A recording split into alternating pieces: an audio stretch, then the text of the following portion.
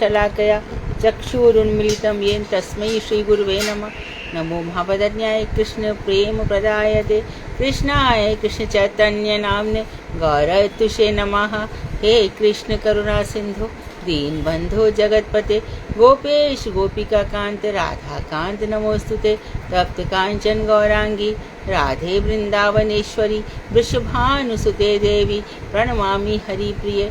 तवैवास्मि ना जीवामि त्वया बिना इति विज्ञाय राधे त्वं नय मां चरणान्तिके। गुरुवे गौरचंद्राय राधिकाय तदालय कृष्णाय कृष्ण भक्ताय तद्भक्ताय नमो नमः। वाञ्छाकल्पतरुभ्यश्च कृपा सिन्धुभ्येव च पतितानां पावनेभ्यो वैष्णवेभ्यो नमो नमः। श्री कृष्ण चैतन्य प्रभु नित्यानंद श्री अद्वैत गदाधर श्रीवासादि श्री गौर भक्त वृंद। हरे कृष्ण कृष्ण कृष्ण हरे हरे, हरे राम राम राम हरे हरे। मैं सर्वप्रथम मध्य गुरुपाद पद्म परमाराध्यतम निद्रा प्रविष्ट ओम विष्णुपाद अष्टोत्तर शत श्रीमद् भक्ति वेदांत श्री नारायण गोस्वामी महाराज मदीय शिक्षा गुरुपाद में पद्म परमाराध्यतम निद्रा प्रविष्ट ओम विष्णुपाद अष्टोत्तर शत श्रीमद् भक्ति वेदांत श्री वामन गोसाई महाराज के चरण कमलों में कोटि कोटि दंडवत प्रणाम कर उनकी अहेतुक कृपा की वांछा करती हूँ। मैं ग्रंथराज मुनि श्रीमद् भागवतार्क मरीचि मारा तदई रचयिता ओम विष्णुपाद सच्चिदानंद श्री भक्ति विनोद ठाकुर के चरणारविंद में असंख्य कोटि दंडवत प्रणाम कर उनकी अहेतुक कृपा की भिक्षा करती हूँ। मैं सभी वैष्णवियों के चरणों में यथा योग्य वंदन अभिवादन दंडवत प्रणाम करती हूँ। हम नामाश्रय भक्ति की तरफ मुड़ चले हैं और नामाश्रय भक्ति से नाम करते करते बहुत चीज़ें खुलती हैं। चित्त तो शुद्ध होता ही है, साथ ही साथ परमार्थ जगत जो हमारे लिए बिल्कुल अनजान होता है ना। कई जन्मों से हम साधनाएं तो कर रहे हैं, ज्ञान की कर रहे हैं, कर्म की कर रहे हैं, लेकिन हमारे कॉन्सेप्ट्स क्लियर, धारणाएं क्लियर नहीं है हम क्या भजन करें क्या करें। लेकिन गुरु वैष्णवों की कृपा से, राधा रानी की कृपा से ये सब हो जाता है। और फिर होते होते जो भगवान श्री कृष्ण सच्चिदानंद हैं, सत्य स्वरूप, चित्त स्वरूप, आनंद स्वरूप, तो कैसे भगवान सच्चिदानंद हमारे हृदय में प्रकट होता है। भगवान तीन शक्तियों के स्वामी है। सत हो गया संधिनी, चित्त हो गया खुद संवित शक्ति और आह्लादिनी आनंद शक्ति। ये तीन शक्तियां भगवान के अधीन है और ये तीन स्वरूप है। तो शक्ति जो तीनों भगवान के अधीन है, तो एक बलराम जी काम कर रहे एक शक्ति से, एक कृष्ण स्वयं है और एक लाडली राधा जी हैं। तो बलराम बता दिया जो इनके कारण हम सब जीवों की सत्ता है, हम सब जीवों की, और ये रहेगी, ये रहती है हमेशा, हमेशा ही रहती है। हम ऐसा कभी नहीं था है ना कि हम नहीं थे ऐसा। तो अब हम हैं और हम भटक भी रहे हैं, यंत्रणाएं भी झेल रहे हैं, यातनाएं भी झेल रहे हैं। इस संसार में दैहिक ताप, भौतिक ताप, आदि व्याधि, टेंशन, फ्रस्ट्रेशन, अड़ोस पड़ोस, कोई का अड़ोस पड़ोस इतना खराब होता है कि जिया नहीं जाता। घर बदल लो, पड़ोसी इतना परेशान करते हैं।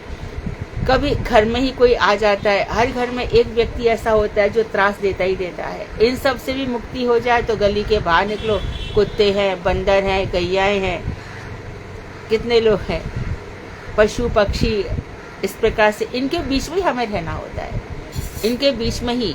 अच्छा, यदि हमें ये समझ में आ जाता है कि श्रीमन महाप्रभु तो झारखंड में गए थे जब रांची के आगे, तो वहाँ पे उनके साथ सब हरे कृष्ण बोलने लगे थे, तो हमें ये बात समझ, एक ये कारण। दूसरा कारण है सुखदेव गोस्वामी जब गर्भ से बाहर निकले तो व्यास जी चिल्ला रहे हैं, है ना, पुत्र पुत्र तिष्ठ तिष्ठ, रुक जाओ।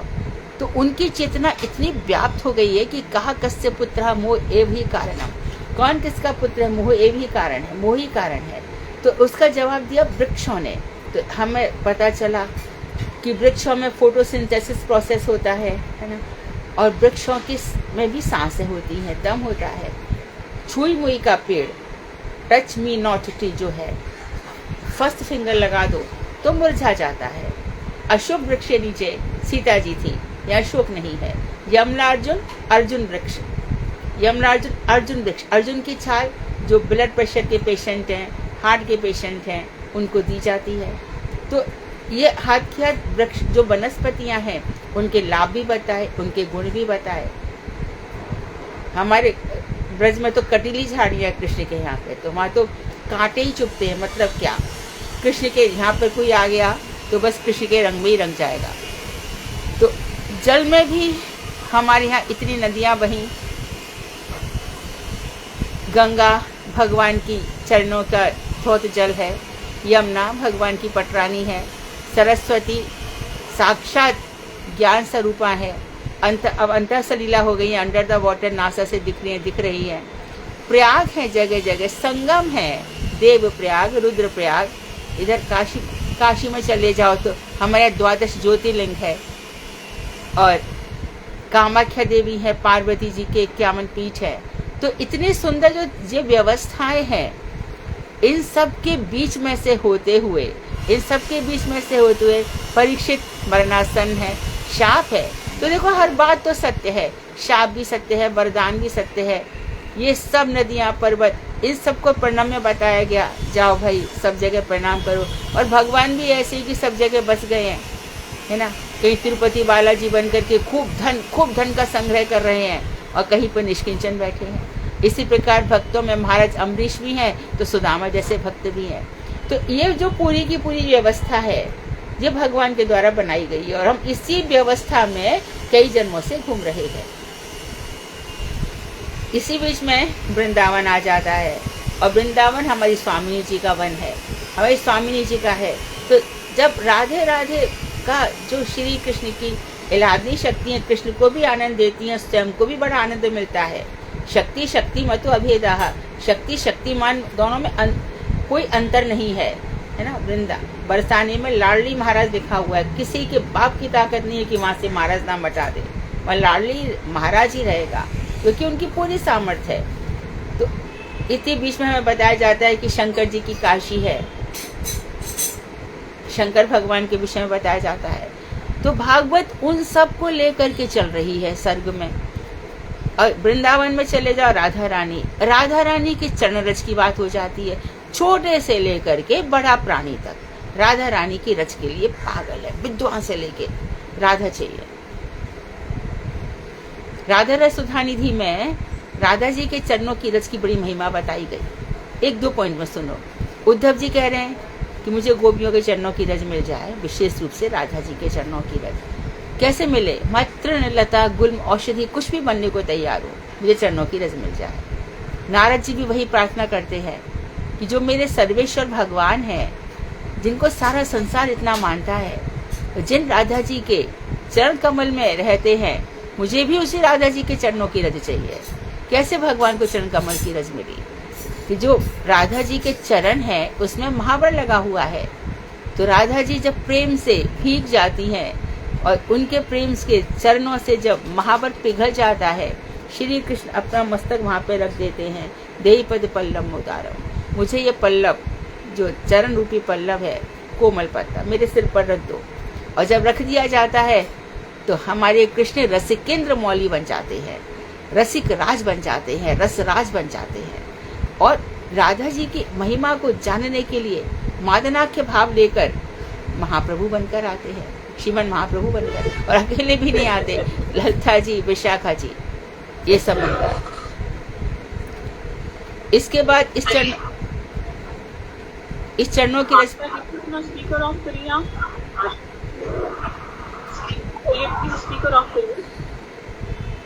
गोपीशन महादेव बनकर आते हैं, और गोपियों के चरणों की रज चाहते शंकर। और ऐसा संबंध रख दिया कि गोपियों की यदि भाव प्राप्त करना है, कौन है ये? आशा दीदी करो आप अपना, हरे कृष्ण। आशा दीदी करो आशा कौन? धन्यवाद। तो गोपियों के चरण रज की प्राप्ति के लिए वहां से शंकर जी भी कर रहे हैं। तो इस तरह से चरण रज की महिमा राधे जी की, और हम वृंदावन में जाके राधे राधे राधे को, तो इस तरह से जीवन धन्य हो जाता है और पूरा जीवन सफल हो जाता है। लेकिन वही बात है, इन सब के बीच में रहकर ही भजन करना है। तो वो भजन कब खुलेगा? जब नाम का आश्रय लिया जाएगा। तो ये सब जो खुलती है बात है, किसके कारण खुल रही है? नाम का आश्रय लिया है। नाम के आश्रय के बिना शबरी किसके आश्रय से समय निकाल रही थी? गुयक, चांडाल, निषाद किसके आश्रय से अपना समय निकाल रहे थे? नाम के आश्रय से।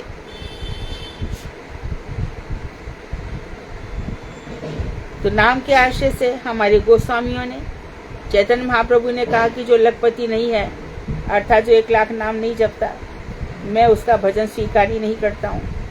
तो 1 लाख नाम जब संख्या में क्वालिटी भी रहनी चाहिए, गुणवत्ता के साथ। आगे देखिए, कर भाजन, हम इन्हीं चैतन्य महाप्रभु की बात कर रहे हैं। जो राधा जी का मादनाख्य भाव है, इसको समझ लीजिए। राधा कृष्ण के विरह में अधिक उनको कृष्ण के चरित्र याद आते हैं। मिलन में देखो, मिलन में क्या होता है, आप कैसे हो कैसे हो, आप सामने आमने बैठे हैं, लेकिन विरह में एक एक बात याद आती है। इसी प्रकार से भक्तों का आविर्भाव और भक्तों का तिरोभाव, आविर्भाव में ठीक है, खूब अच्छी बात है, लेकिन विरह महाउत्सव माना जाता है। क्यों? कि भक्तों के मुख से उनकी चरितावली सुनी जाती है, तो संपूर्ण रूप से भगवान याद आते हैं। तो उसी मादनाख्य भाव को लेकर के श्रीमन महाप्रभु राधा जी की द्युति को, राधा जी के भावों को चुरा कर के ले आए कि मैं समझूं तो सही राधा का ऐसा कौन सा भाव है। तो कर भाजन निमित्त से कहते हैं, कृष्ण वर्णम तुषा कृष्णम सांगोपास्त्र पार्षदम यज्ञै संकीर्तना प्रायहि यजन्ति ही सुमेधसाः। जिसकी जिह्वा पर कृष्ण ये 2 वर्ण नृत्य करते हैं, कृष्ण जिसकी जिह्वा पर रह नहीं सकता वो कृष्ण के बिना, एक बात, तथा जिनका वर्ण उज्जवल नील मणि के समान पीत है। किसकी बात कर रहे हैं? कृष्ण चैतन्य, चैतन्य महाप्रभु, जिसकी जिह्वा पर, कहते ना कि जो चैतन्य महाप्रभु वाले नहीं है वो कैसे माने कि चैतन्य महाप्रभु का भी, देखो भागवत में साफ लिखा है, साफ उनको बोलो भागवत में ही प्रमाण है चैतन्य महाप्रभु का। एक बार ऐसे ही हो गया था, हमारे परम गुरुदेव भक्ति प्रज्ञान केशव गोसाई महाराज कहीं गए थे, उन्होंने कहा हम नहीं मानते चैतन्य महाप्रभु भगवान है। उसी समय हमारे पूज्यपाद बामन गोसाई महाराज को परम गुरुदेव ने कहा कि बामन खड़े हो जाओ। खड़े हो गए, 39 एग्जाम्पल दिए वेदों से पुराणों से। वो पुस्तक हमारे मठ में है जिसका नाम है श्रीमन महाप्रभु की भगवत्ता के कतिपय प्रमाण, कुछ प्रमाण है। तो सबसे पहला प्रमाण यही है, तो उनके विषय में बताया गया, कृष्ण वर्णम तुषा कृष्णम, तो जिनकी जिह्वा पर कृष्ण 2 वर्ण नृत्य करते हैं, तथा जिनका वर्ण उज्जवल बहुत ही कांति युक्त नीलमणि के समान पीत है। उज्जवल नीलमणि हो इसके समान पीत है, क्योंकि राधा जी का अंदर से भाव लिया है और द्युति चमक भी राधा जी की ली है। उन सांगोपांग अस्त्र पार्षद युक्त पुरुष यानी श्री चैतन्य महाप्रभु, तो जो सांगोपांग है वो कौन है? उनके 2 अस्त्र हैं पार्षद, श्री अद्वैताचार्य और श्रीमन नित्यानंद। तो अद्वैताचार्य भी प्रभु हैं और नित्यानंद भी प्रभु हैं, ये दोनों प्रभु हैं, यानी कि उनके समान ही शक्तिशाली है। और ये महाप्रभु है, अद्वैत प्रभु नित्यानंद प्रभु, ये उनके पार्षद हैं। और उनके अंग कौन है? श्रीवास, श्री कृष्ण चैतन्य प्रभु नित्यानंद, श्री अद्वैत गदाधर, और गदाधर क्या है? उनकी शक्ति है। और श्री नारद जी ये भक्त हैं। गौर भक्त वृंदा का सुबुद्धिमान व्यक्ति, जो सुमेधा है, जो बहुत इंटेलिजेंट लोग हैं, ऐसे व्यक्ति संकीर्तन प्रधान यज्ञ द्वारा भजन करते हैं। नाम संकीर्तन का हमारा चैप्टर है। संकीर्तन प्रधान यज्ञ करते हैं, स्वाहा स्वाहा ऐसे नहीं करते हैं। हमारा तो मंत्र चलता है हरे कृष्ण कृष्ण कृष्ण हरे हरे, हरे राम राम राम हरे हरे। इसको देखो बहुत गहरी बातें बताई जा रही हैं। जो हमारा चैतन्य संप्रदाय का जो गढ़ है वो हम बता रहे हैं। तो ये यज्ञ किया जाता है। हम लोग ऐसे वैसे यज्ञ नहीं करते जिसमें बृहस्पति स्वाहा, सूर्याय स्वाहा, मित्राय स्वाहा, अग्नि स्वाहा, ये सब नहीं करते हम ये करते हैं जो भागवत में बताया गया है। और बताया गया है कि सुमेधा, जो बड़े बड़े विद्वान हैं, वो इसका नाम संकीर्तन रूपी यज्ञ करते हैं। तो यज्ञ कैसा है? इसके 7 फल है, सप्तजिह्वा यज्ञ है। तो हमारा तो यज्ञ का जो श्रुवा है, जिससे यज्ञ में अग्नि डाली जाती है, वो श्रुवा जो पात्र है वो भी नाम संकीर्तन है। हमारा जो अग्नि की वेदी है वो भी नाम संकीर्तन है। जपने वाला भी सब वही है। सप्तजिह्वा यज्ञ कौन कौन सा हो गया? चेतो दर्पण मार्जनम, ये जो नाम संकीर्तन है चित्त रूपी दर्पण का मार्जन करने वाला है। चेतो दर्पण मार्जनम, भव महादावाग्नि निर्वापणम, संसार रूपी जो दावानल है जिसमें कोई बच नहीं पा रहा है, और कुछ नहीं तो सब कुछ तो वृद्धावस्था आ गई, और कुछ नहीं तो बीमारियां ही लग गई। तो भव रूपी महादावा को बुझाने वाला है। श्रेय कैरव चंद्रिका वितरणम, परमार्थ कल्याण रूपी चंद्रिका का वितरण करने वाला है। और विद्या वधु जीवनम, और विद्या रूपी वधु का समस्त विद्याओं का सार उसका जीवन है। आनंद अम्बुधि वर्धनम, आनंद सागर का बढ़ाने वाला है। और पूर्णामृता स्वादनम, सर्वात स्नपनम परम विजयते श्री कृष्ण सर्वत, श्री कृष्ण विजयते संकीर्तनम। तो पूर्णामृत अम्बुधि, अमृत रूपी सागर को बढ़ाने वाला है। और हो गए 7, पूर्णामृति वर्धनम, और क्या बताया?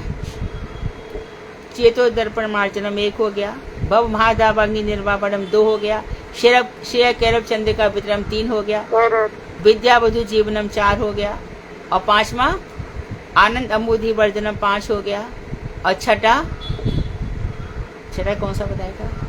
पूर्णामृता स्वादनम, पूर्ण रूपी अमृत का स्वादन करने वाला। और 7 सर्वात्म स्नपनम, सब समस्त को पूरे की पूरी आस्वादन करने वाला है। आत्मा को स्नापित करने वाला, अर्थात संपूर्ण रूप से आनंद देने वाला। ऐसे सप्तजिह्वा रूपी जो यज्ञ है, ये कौन है? श्री कृष्ण रूपी संकीर्तन। ये नाम की महिमा चल रही है, और नाम की महिमा में प्रधान रूप से यहाँ पर आए। तो ये सप्तजिह्वा रूपी यज्ञ है, ये विद्वान लोग किया करते हैं। तो बाकी स्वाहा स्वा करके क्या मिलेगा? क्या मिलेगा बोलो? यज्ञ में हमने स्वाहा स्वा कर दिया, क्या मिलेगा? किसके लिए यज्ञ कर रहे हो? इंद्राय स्वाहा, इंद्र के पास चले जाओ। बैठा रहता है, बड़ी ताक दृष्टि से उसको बैठा रखा है। इसका समय पूरा गया, फेंको। क्या आवाज आती है? फेंको फेंको, उठा के डाल दो नीचे। तो स्वर्ग भी एक लोकी तो है, और क्या है? प्रलय में वो भी खत्म हो जाता है। नरक से जैसे निकाल दिए जाते हैं, नरक का भोग हो गया, चलो इसका बहुत भोग हो गया, थोड़े भोग बाकी है, नीचे जाके भोगेगा। पूरा की पूरा निर्मल हो गए तो कोई भी नहीं आता है ना। स्वर्ग से सब पाप और पुण्य खत्म हो जाते हैं, दग्ध हो जाते हैं। और उसके बाद जो बच जाते हैं, और कितने जन्मों तक बच पाएंगे कह नहीं सकते ना। यहाँ से लेके वहां तक वो भोगना ही पड़ेगा। कर्म प्रधान विश्व रचि राखा, जो जस कीन तस फल चाखा।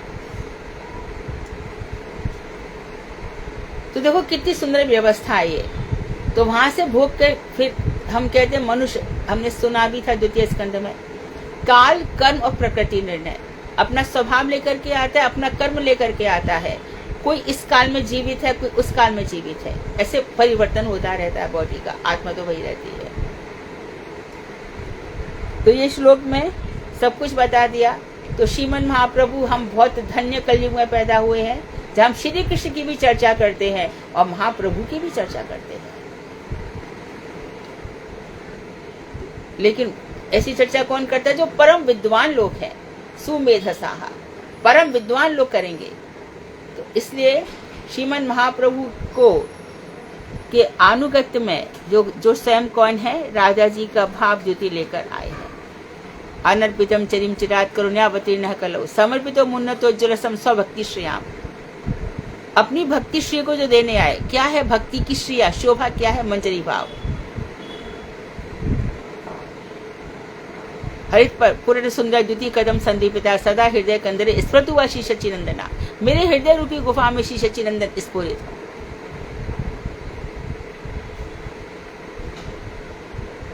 तो ऐसी सी प्रार्थनाएं हम करते हैं। कोई भी ये ना सोचे कि श्लोक याद कर लिए, गुरु जी का 4-5 दिन पहले ही था कि श्लोक याद कर लियो, भक्ति नाम की पूरा टाइम बिगाड़ दिया, श्लोक याद कर, नाम जपा ही नहीं।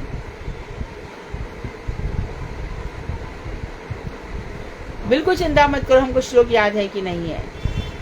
नाम तो हमें नाम की चिंता करनी है बस, ये ठीक से हो रहा है कि नहीं, मेरे हृदय में ये सब तत्व प्रकट हो रहे हैं कि नहीं।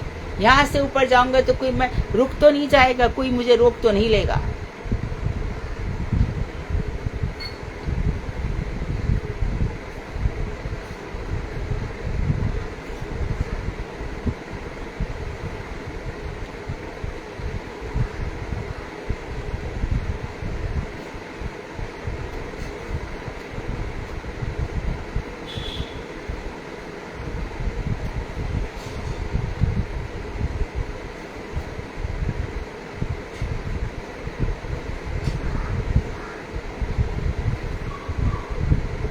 अब कह रहे हैं श्रीमद् भागवत के एकादश स्कंद में ही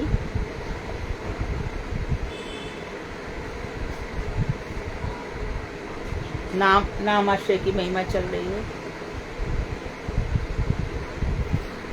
कलीं सभाजन्ते आर्या गुणज्ञा समभागिनाः यत्र संकीर्तनेव सर्वस्वार्थोऽपि लभ्यते। सारग्राही एक होते हैं भारवाही, भार को वहन करने वाले। कोई कर्तव्य है नहीं, फिर भी कर्तव्य मान लिया, मुझे करना है। तू नहीं करेगा तो भी होगा काम, क्यों इतना सोच रहा है? दुख जीवन में कह के आते हैं क्या? ऐसे सुख भी आते हैं, इनको आना जाना का सुख दुख में भक्त लोगों को क्या प्रभावित नहीं होता, फर्क नहीं पड़ता है। कोई काम नहीं है फिर भी बोझा ले रखा है सिर पर, आदत पड़ गई है। वो कहते हैं भारवाही, वो मूर्ख है। एक होते हैं सारग्राही, ये जीवन किस चीज के लिए मिला है उस सार को ग्रहण करने वाले। और गुणज्ञ, गुणों को जानने वाले पुरुष इस कलयुग का विशेष सम्मान करते हैं। इसे घबराने की जरूरत नहीं है। और लोग कितना कितना डरा देते हैं, ऐसा होगा वैसा होगा, अभी पृथ्वी पलट जाएगी, अभी वहां ये हो जाएगा।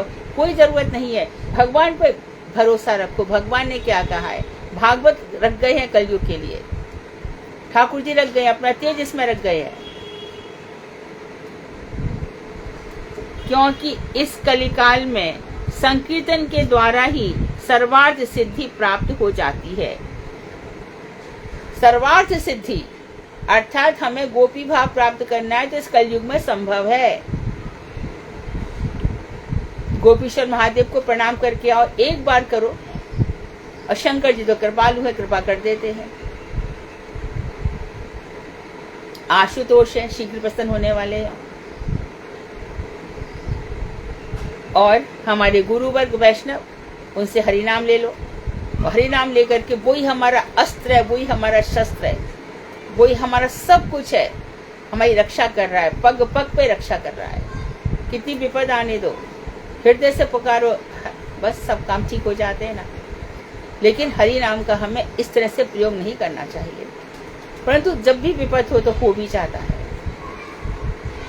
द्रौपदी का तो यही था ना, द्रौपदी का क्या ही था, पुकार रही थी परंतु अपने वस्त्र पर ज्यादा भरोसा कर रही थी, दांतों के नीचे दबा रखा था। और कह रहे कि ऐसा कहा जाता है शास्त्रों में कि द्वारका में कृष्ण भोजन कर रहे थे। जब तक वो अपने वस्त्र पर भरोसा करती रही, कृष्ण ने नहीं कुछ किया। जब पूरा की पूरा शरणागत हो गई, एकदम हाथ उठा दिए, उसके बाद उसका वस्त्र गिरा नहीं, बस यहीं पर ही रह गया, दांत से यहाँ तक रह गया।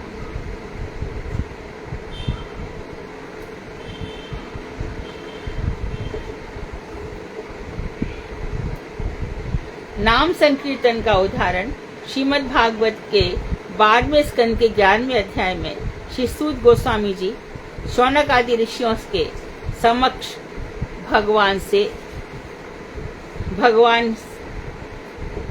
से नाम संकीर्तन के द्वारा प्रार्थना करते हुए कहते हैं। तो भगवान से कहते हैं, देखो 12वें स्कंद के 5वें अध्याय के बाद सुखदेव गोस्वामी चले गए। अब सुखदेव गोस्वामी वहां से चले गए तो पूरा दिन बाकी था, और जाते जाते फिर फिर परीक्षित जी को एकदम उकसा के चले गए।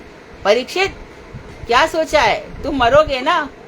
परीक्षित इस समझ चिढ़ गए, इतना तो ज्ञान दे दिया, मैं समझ रहा हूं कि मैं नहीं मरूंगा, मैं समझ रहा हूं कि यह शरीर को तक्षक खाएगा, अब आप और मुझे मत कहिए, पूरा ज्ञान मुझे प्राप्त हो गया है। तो चाहते तो 7 दिन खाली कृष्ण लीला समझा देते, सारे तत्व समझा के गए ना।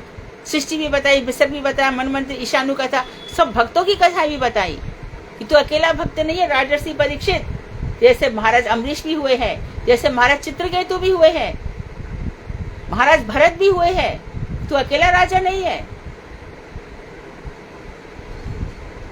तो इस तरह से उनको बातें बताई परीक्षित को सारी की सारी।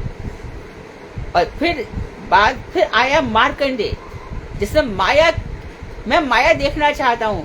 भगवान ने कहा माया देखो, शंकर ने देखना चाहिए मत देखो, मेरी माया बड़ी बड़ी भारी शक्तिशाली है, दुरत्यया, इसका पार पाना मुश्किल है। मार्कंडे माने नहीं। देखो दुर्योधन ने मेरी माया देखी, मुझे बांधना चाहता था। दीर्घोयम, ये क्या, ये तो बड़ा हो गया। ह्रस्वयम, ये तो छोटा हो गया। कृष्ण बांध नहीं पाया उसका कंचुकी।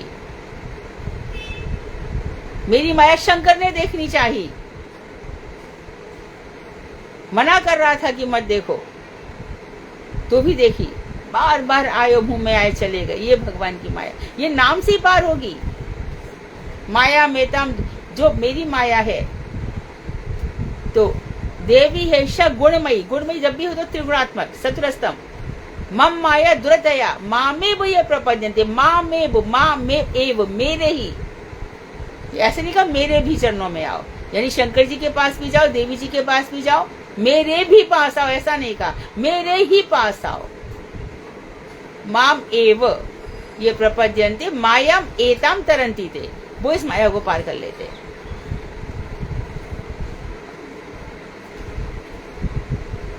तो यहाँ पे नाम संकीर्तन का उद्धार शौनकादि ऋषियों के समक्ष भगवान से नाम संकीर्तन के द्वारा प्रार्थना करते हैं।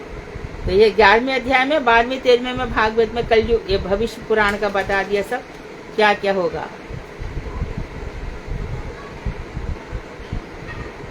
श्री कृष्ण कृष्ण सुख विशास भावनी दुख राजन्य वंशधानान परवग वर्गीय गोविंद गोप वनिता ब्रज भ्रात्य गीता तीर्थ श्रवण मंगल पाहि भृत्यान।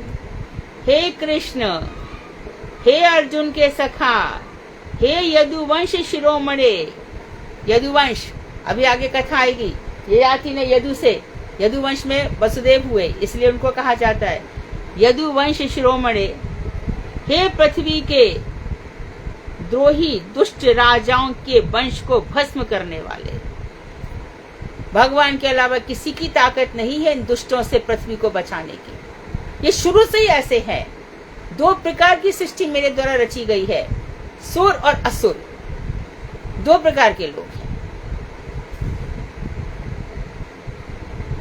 इनके अलावा भगवान को और कोई ठीक नहीं कर सकता है। और क्या कहा, हे श्रवण मंगल, नहीं पहले बताया, हे अनप वर्ग वीर्य, अर्थात जिसका पराक्रम सदा एक समान रहता है। दुष्टों का दमन करने वाले, आपका पराक्रम को कोई दमन नहीं कर सकता। आप त्रिविक्रम है, वामन जब अवतार लिया आपने, तीनों लोगों को नाप लिया। आप उरुक्रम है, आप महापराक्रमी है, महाबलशाली है। हे गोविंद, हे गोपियों के नाथ, यहाँ पे बताया गया गोपी पद भर्तुयो हो, गोपियों के स्वामी। हे ब्रजवासियों के गुणगान के विषय, अर्थात ब्रजवासी मात्र आपका गुणगान करते हैं। ब्रजवासियों की आराधना से हमारा जीवन सफल होगा। ब्रजवासी कौन है? यशोदा जी, हमारी गोपियां, हमारे सब सखा, ब्रज के जो लवंग है, अर्जुन, ब्रज में जो अर्जुन है, ये सब, और सुबल मधुमंगल, हे तीर्थ श्रवा, सुनने मात्र से ही तीर्थों का, संपूर्ण तीर्थों का फल मिल जाता है। तीर्थ श्रवा, श्रवण मात्र से ही संपूर्ण तीर्थों का फल मिल जाता है। हे श्रवण मंगल, यहाँ भी वही बताया, श्रवण मात्र से ही हमारा मंगल हो जाता है। अपने भृत्यजनों को, जो हम आपके दास हैं, आप हमारा पालन करें, ये प्रार्थना है, ये भगवान का गुणगान है। अंत में ये बताया गया, पाहि माम पाहि माम। नाम संकीर्तन किस प्रकार करना चाहिए, श्रीमद् भागवत के प्रथम स्कंद के 6 अध्याय में यह भी बताया गया है कि कैसे करना चाहिए। यहाँ पे बताया, नामान्यमन्तस्य अतत्रपः पठन घूयति भद्राणि कृतानि च स्मरन् कृतानि च गां पर्यदस्तुष्टमना गतस्पृहाः काल प्रतीक्षा नमदो विमत्सराः। मैं निर्लज्ज भाव से भगवान श्री अनंत देव के नामों का कीर्तन और श्री कृष्ण की गूढ़ लीलाओं का स्मरण करते करते प्रसन्न चित्त तथा स्पृहा शून्य एवं मद और मत्सरता से रहित होकर पृथ्वी पर भ्रमण करते हुए काल की प्रतीक्षा करने लगा। नारद जी कह रहे हैं, है ना, प्रथम स्कंद में नारद जी का शरीर चल रहा है ना। तो मैं निर्लज्ज भाव से, अर्थात बहुत से लोग कहते हैं भगवान का नाम लेने में उनको लज्जा आती है। सोचो, मनुष्य जन्म नहीं मिला, भगवान का नाम तो पूरा की पूरा सीना फाड़ करके लेना चाहिए, बड़े गर्व के साथ लेना चाहिए, और बड़ी हमें गर्व होना चाहिए भगवान के आगे जब हम तिरछे लौटकर अपने बाएं हाथ में रखकर भगवान को प्रणाम करते हैं।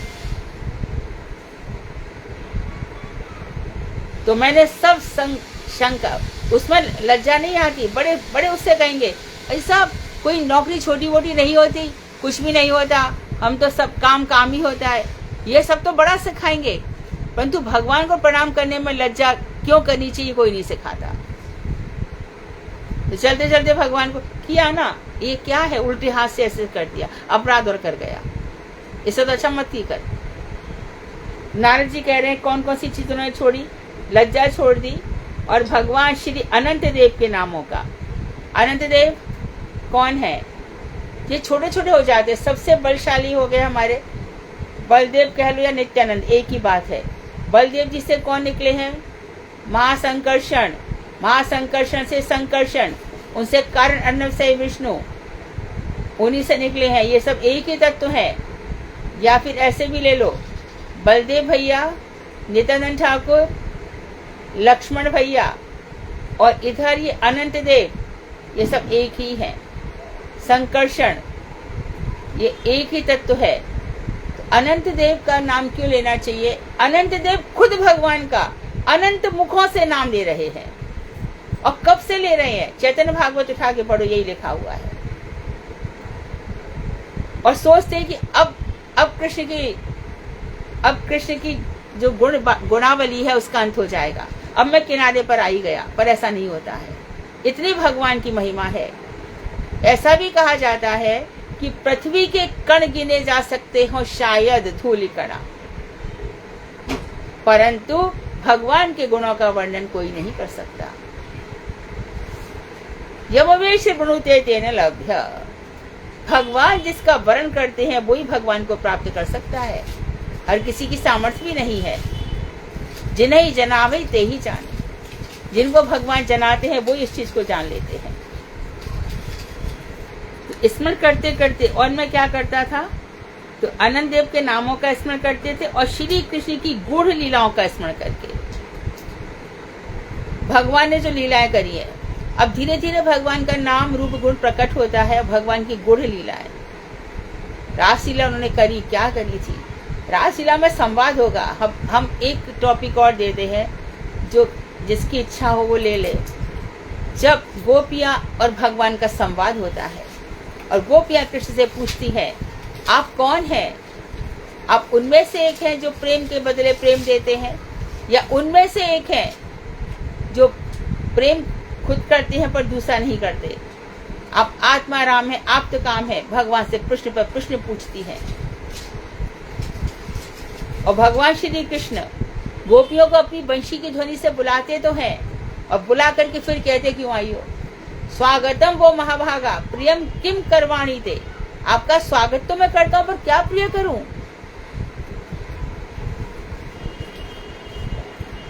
इतने सुंदर प्रसंग है। कभी कभी आप देखोगे नाग पत्नियों ने जो भगवान की वंदना करी है, और इधर ब्राह्मण याज्ञिक विप्र जो है उनकी पत्नियों ने जो भगवान की वंदना करी है, क्या सौंदर्य का वर्णन किया है। सामने देख रहे हैं ना सौंदर्य को उनके। उन दोनों की स्तुति में देखो क्या अंतर आ रहा है और क्या समानता है। ये भागवत के सुंदर सुंदर प्रसंग है। तो इन लीलाओं का स्मरण करते करते मैं बड़ा प्रसन्न चित्त तथा स्पृहा शून्य, मेरी कोई स्पृहा, कोई इच्छा नहीं है। न धन की स्पृहा रही मुझे, न महत्वाकांक्षा रही। क्या अच्छा मानो यहाँ पर संसार के लोग हमारी इज्जत कर भी देंगे तो वो साथ जाएगी क्या? वो तो शरीर के साथ ही मर जाती है। मानो संसार के लोग हमारा अपमान कर देते हैं तो वो भी कहाँ जाएगा? शरीर के साथ ही खत्म हो जाएगा। अरे उसने मेरा बड़ा अपमान किया, मुझे लग रहा है सुसाइड। अरे काय को सुसाइड करेगा? वो मूर्ख है, उसको परेशानी होनी चाहिए। तुम क्यों परेशान हो गए? तो इतनी छोटी छोटी बातों पे, ऑफिसों में यहाँ वहाँ इतना सबके सामने मुझे डांटा। सब है कौन?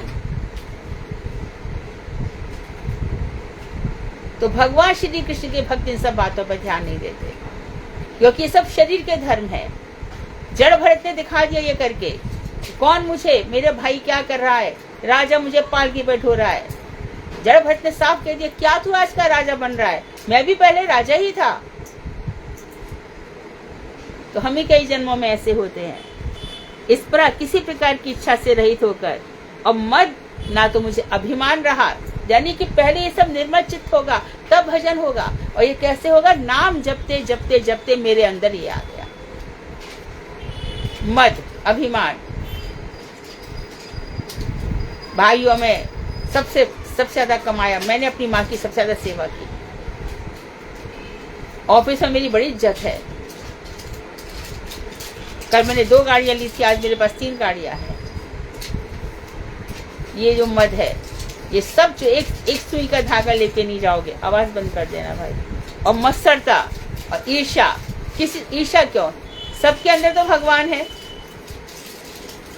मत्सरता से रहित होकर पृथ्वी पर भ्रमण करते हुए काल की प्रतीक्षा करने लगा कि जब मेरा जन्म होगा, अगला जन्म होगा। तो घबराओ मत, भगवान के यहाँ पे हमारी सारी की सारी, यदि हमारे कर्म जा रहे हैं और हमें कर्मों का फल मिल रहा है, स्वर्ग नरक सब, तो जो हम भजन कर रहे हैं वो जिसके लिए भजन किया जा रहा है, क्या वो जान ही रहा? भगवान भुवन भास्कर हर दिन आते हैं और हर दिन हमारे सब क्रियाओं को देखते हैं और यहाँ से वहां तक सब पहुंचा देते हैं। भगवान ने अपने कई पार्षद लगा रखे हैं। पृथ्वी देख तो सही है, यहाँ पर बैठकर कितने लोगों को परेशान कर रहा है, क्या क्या कर रहा है। हवा से पूछा जाता है, जल से पूछा जाता है। अरे हमारे यहाँ तो वृक्ष की पत्ती तोड़ने पे भी दोष माना जाता है। सीधे सरलचित होकर हमें जीवन जीना होगा। अपनी खुशियों के लिए, वो खुशियां आत्मा की तो होती ही नहीं है। आत्मा की एक ही वृत्ति है, कृष्ण की सेवा। और ये सब है जब ऊपर का ही सब कुछ होता है। तो मैं समय की प्रतीक्षा करने लगा। श्रीमद् भागवत के 2 स्कंद के पहले अध्याय में सुखदेव गोस्वामी राजा परीक्षित से कहते हैं, अभी अभी आए ही है ना, प्रथम स्कंद के अंत में आए सुखदेव गोस्वामी, और आकर के राजा परीक्षित से कह रहे हैं, एता निवाद्यमानाना मीक्षतां मुकुतो भयं योगिनां नृपतिर्नीतं हरे नामानुकीर्तनम। अतएव सभी शास्त्रों में यह निर्णय किया गया है कि संसार से विरक्त एवं वास्तविक अभय को प्राप्त करने के इच्छुक, जो वास्तव में संसार से रियली विरक्त होना चाहते हैं। अब हमारा मन नहीं लगता तो दूसरों को क्या कहना है, हट जा, छोड़ दे संसार। दूसरों को क्या बता रहा है, मैं भजन करना चाहता हूं तो करना, मुझे कोई करने नहीं दे रहा, तू खुद नहीं करना चाहता, आज से किसने रोका है क्या? कौन रोक सका? राज दुलारी मीरा राज घर में ब्याई थी,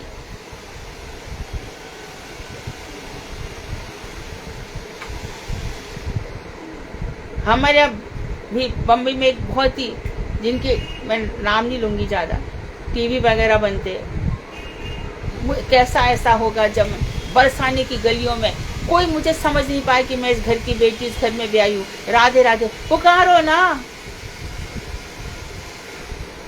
लज्जा कैसे रही? वो पहली गए नारद जी, ये भागवत का पढ़ना हुआ, लज्जा किस बात की? खूब जोर जोर से पुकारो।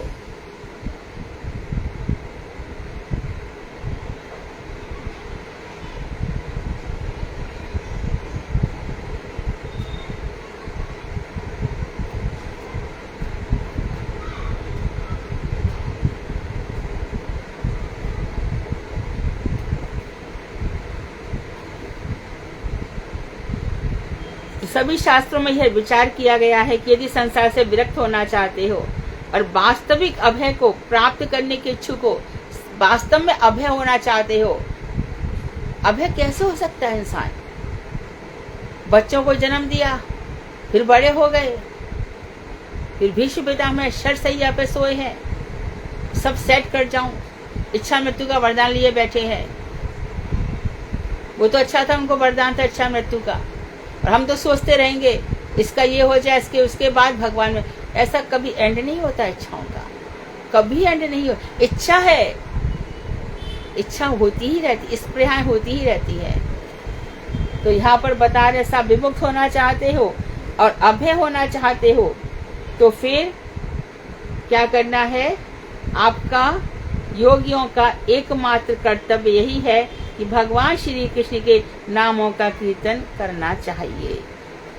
उनका यही है कि भगवान श्री कृष्ण के नामों का कीर्तन करते हैं, उसी से सारी इच्छाएं, जो संसारिक इच्छाएं, वो मर जाती हैं उसी के कारण। एम्बिशियस, बड़ी बड़ी महत्वाकांक्षा होती है। अभी बोलो जरा महाराज जी, आप महाराज जी के विषय में बोलो। महाराज जी गुरु जी के लेक्चर में खुद है, आप भी अनुभव कर लेना। आधी बात है, आधी क्या 75 या 80% भी हम कह सकते हैं, अपनी प्रशंसा होती है। ये आत्मवंचना है, अपने आप को धोखा। महाराज जी मुझे बहुत प्यार करते थे, महाराज जी ने मुझसे ऐसा कहा, फिर मैंने उनकी बड़ी कृपा थी कि मैं उनके लिए इतना कर सका। उनकी बड़ी कृपा थी कि मेरे साथ महाराज जी, मैं कहीं बैठा था, मुझे उठा करके कहते तुम आगे आओ। अपनी तारीफ नहीं है क्या ये तो ठीक है। महाराज जी जब कहते थे तो मेरे हृदय से बहुत सारी मैं चीजें लेकर के बैठा था, अपने मन में क्या क्या पाल के बैठा था, वो सब मेरा मन निर्मल हो गया। मैं पहले कभी वृंदावन की सोचता भी नहीं था, मैं वृंदावन जाने लगा। ये सब तो समझ में आता है, पर ये क्या?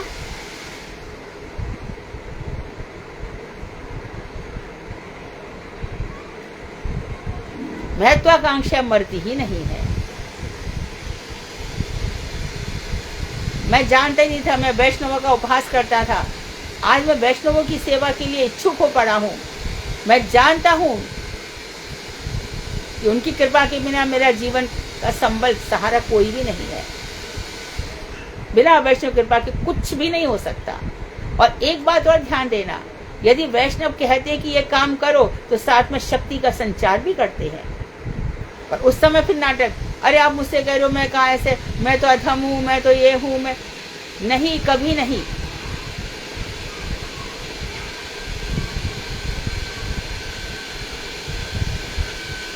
मैं ऐसा बोलती हूँ,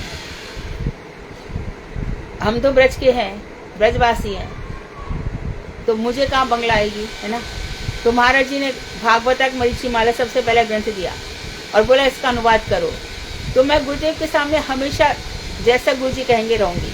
मेरा पहली बार मुख से निकल गया, महाराज जी मुझे कहाँ बंगला आती है, एकदम डांट पड़ी। अब तक कहाँ से सीखा है, मुझे सब आपकी कृपा से ही सीखा है, ऐसे ही समझो। और जब मैं आ गई इधर बम्बई, तो गुरुदेव ने गिरिराज दिए हुए मेरे को, तो मैं गिरे पास इतना फुटफुट किया, मैं महाराज जी की सेवा भी नहीं कर पाऊंगी क्या। वो मुझे बंगला आ गई, अपने आप ही आ गई। तो गुरु जी ने शक्ति संचार करी। इसलिए मैं कह सकती हूँ आपसे, यदि गुरु वैष्णव कुछ सेवा देते तो शक्ति का उस समय नाटक मत करो, अरे हमारी क्या सामर्थ्य है, हम कहाँ कर सकते हैं, हम ये उसी में अपना, गुरु जी एक को छोड़ के दूसरे को काम दे देंगे। और मौका हाथ से चला गया। यदि ये प्रार्थना होती मन ही मन भगवान से या गुरु से, तो मुझे ऐसी शक्ति भी देना जिससे मैं कर सकूं,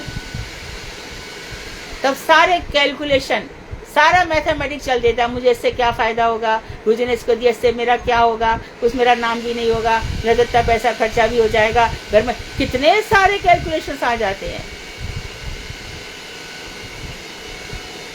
ऐसी सोच लो, हमको तो जॉब भी करना पड़ता है, हम तो वहाँ भी जाते हैं, यहाँ भी जाते हैं, घर गृहस्थी है, इतना समय कहाँ मिलता है, मुझे ये भी देखना पड़ता है, वो भी मौके बार बार नहीं आते। यदि मिल रहा है तो कर लेना चाहिए। और गुरु वर्ग अब देख समझ कर ही आदेश देते हैं। एकमात्र कर्तव्य है भगवान श्री कृष्ण के नामों का कीर्तन करना, निरपराध होकर, यानी वैष्णव अपराध, धाम अपराध, सेवा अपराध सब छोड़ छाड़ करके वैष्णव अपराध, श्री कृष्ण के नामों का कीर्तन करना चाहिए, अपराध रहित, संबंध सहित, भगवान के साथ संबंध जोड़कर। ये आत्मा हमारी अकेली है भाई, इसका कोई नहीं है। ये शरीर तो पहले बचपन से लेके बूढ़ा तक हो रहा है, क्षीयते मृयते, घटता है फिर मर जाता है। और जो आत्मा है इसको लेकर के चलो। तो सर्वप्रथम निष्कपटता पूर्वक नाम के कीर्तन करने के विषय में श्रीमद् भागवत के 2 स्कंद के 3 अध्याय में कहा गया है। तो निष्कपट, न धर्म की इच्छा है, न अर्थ की, न काम की, न मोक्ष की, न किसी प्रकार की धनर्षणा, वितर्षणा। धर्म को भी लोग भक्ति समझ लेते हैं, और भगवान कह रहे सर्वान धर्मान् परित्यज्य मामेकं शरणं व्रज। मेरा धर्म है, परिवार मेरा धर्म है, समाज मेरा धर्म है, मैं रोज मंदिर जाता हूँ, ये मेरा तो धर्म यही है। मेरा धर्म यही है कि मैं ऐसा करता हूँ, वैसा करता हूँ, ये सब है। तो वहां पे क्या कह रहे हैं, तदमसारम हृदयम वतेदम यद्ग्रामानेहा हरिनाम ध्येयहि न विक्रियेतात यदा विकारो नेत्रे जलम गातरुहेषु हर्षः। श्री हरिनाम ग्रहण करते समय नेत्र से अश्रुओं की धारा। तो धीरे धीरे जब नाम शुद्ध होता चला जाता है तो आंखों से अश्रुओं की धारा निकलती है, कोई रह नहीं सकता। जितनी देर हरि नाम होगा उतनी जीव बिलक बिलक के रोएगा। दोनों कंडीशन है कि संसार में बहुत ताप है, मैं ऐसा क्यों रह गया। जो विवाहित है वो ये मैं विवाह के बंधन में क्यों फंस गया। विभीषण कैसे नाम जप रहे होंगे लंका में, कौन था उनका रक्षक। एक कुटिया में तो रहते थे, तो त्यागा कि नहीं त्यागा। उन्होंने कहा हमारी मजबूरी है, हमारे पिताजी का बहुत नाम है, हमको रहना ही पड़ेगा। तो विभीषण समझ में आ रहे हैं क्या। शबरी भी कह देती अरे हमारा रिवाज है, मैं थोड़ी खाती हूँ, पर हमारे यहाँ सिस्टम है। छोड़ के आ गई ऐसे माहौल को, हम छोड़ नहीं पाते। हृदय से छोड़ो, कोई नहीं कहता बाहर से छोड़ो, हृदय से छोड़ कर रहो। तो हरि नाम ग्रहण करते समय नेत्रों से अश्रुओं की धारा और देह में पुलक आदि के उदित होने पर भी यदि हृदय वास्तविक रूप में विकार प्राप्त नहीं होता, अर्थात सचमुच में सरलता पूर्वक द्रवीभूत नहीं होता, आंखों से आंसू गिर रहे हैं, रोमांच हो रहा है, परंतु हृदय में अभी भी वही सब बातें हैं, तब यही समझना चाहिए कि ऐसा हृदय कपटता रूपी अपराध के कारण पत्थर की भांति कठोर है। अब खूब समझ में आ जाएगा इस श्लोक पढ़ने के बाद कि साधु वैष्णव क्यों कहते हैं कि तुम्हारा हृदय बड़ा पत्थर है।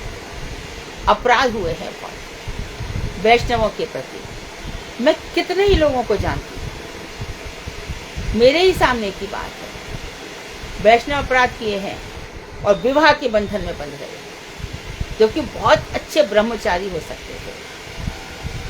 वैष्णवों का अपमान किया, वैष्णवों के प्रति जाति बुद्धि रखी,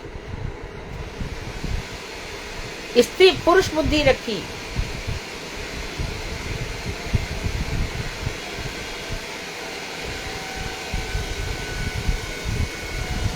अब एक पत्नी एक पति के बन के रहो और झेलो उसको जीवन भर, नचा के रख देते हैं। जो जीवन एकदम सोने के समान निखर करके भगवान श्री कृष्ण की सेवा में लगता, वो अब कहाँ पे लग गया। तो ऐसे हृदय में न आंसू आते न कुछ, समझो उन्होंने वैष्णव अपराध कर रखा है। उसको भी ये भी नहीं पता है कि कनिष्ठ वैष्णव कौन है, मध्यम कौन है, उत्तम वैष्णव कौन है।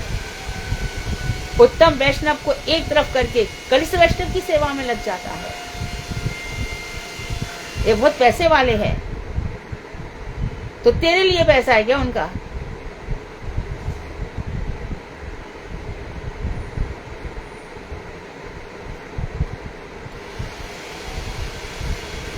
बहुत दुख होता है। देखो उनका क्या होता है, समझते नहीं है। हम कौन से कम है, हमको भी सब आता है। वो इतना जानते, हम भी खूब जानते हैं। अरे हम पढ़ लेंगे, हम किताब खोल के पढ़ लेंगे, हम स्वाध्याय कर लेंगे। भगवान ने ये सब बताया है, ऐसी हालत खराब हो जाती है। और फिर भी अच्छा भगवान हमसे गलती हो गई, भगवान ने कहा मैं कुछ नहीं जानता, दुर्वासा क्षमा चाहिए तो तुम अम्बरीश महाराज के पास ही जाओ।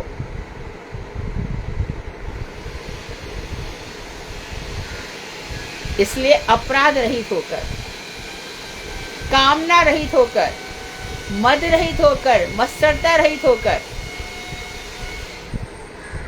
हमसे छूटते नहीं है, महात्मा से छूट जाते हैं। इतना ही अंतर है बस। हम उनको पकड़ के बैठे, छोड़ नहीं पा रहे, बहानेबाजी कर रहे हैं। और जो महात्मा है, महान आत्माएं हैं, जिन्होंने अपने जीवन के आशय को समझ लिया है, वो इन सब की तरफ देखते भी नहीं है। कोई भी एक बात होती है, लोचन दास ठाकुर है, विवाह हो गया बचपन में ही, और कहा जा अपनी पत्नी को ले आ। तो रास्ते में जो मिली उसी को बोले, माँ ये लड़की कहाँ रहती है? तो वो उसको घर ले गई कि यहाँ है। तो बस एक दफा माँ कहते तो माँ कह ही दिया, जीवन भर उसी प्रकार से रहे। शंकर जी ने क्या किया? सती ने माँ का वेश तो धारण किया था, जो भगवान शंकर की आराध्या है, सीता जी का वेश धारण किया। सती इस शरीर को मैं छूंगा भी नहीं। तो जिनकी भावनाएं महान है, हमें उनकी सेवा करनी है। और संसार से मायाबद्ध जीव है, वो हमारी आंखों में आने ही नहीं चाहिए। समझ लेना चाहिए कि माया से प्रभावित होकर ऐसी बातें कर रहा है, तब हमारा नाम संकीर्तन सफल होगा।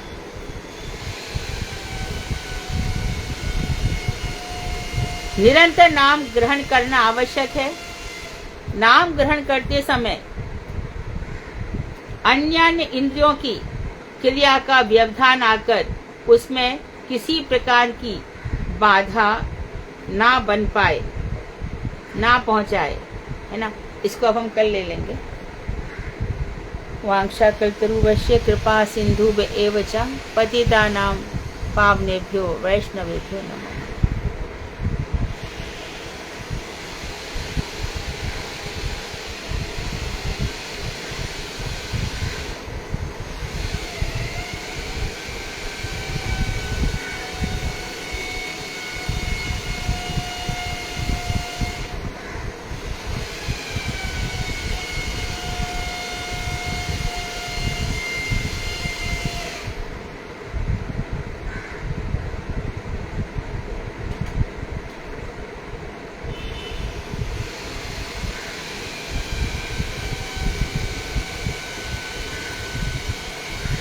है कोई प्रश्न है?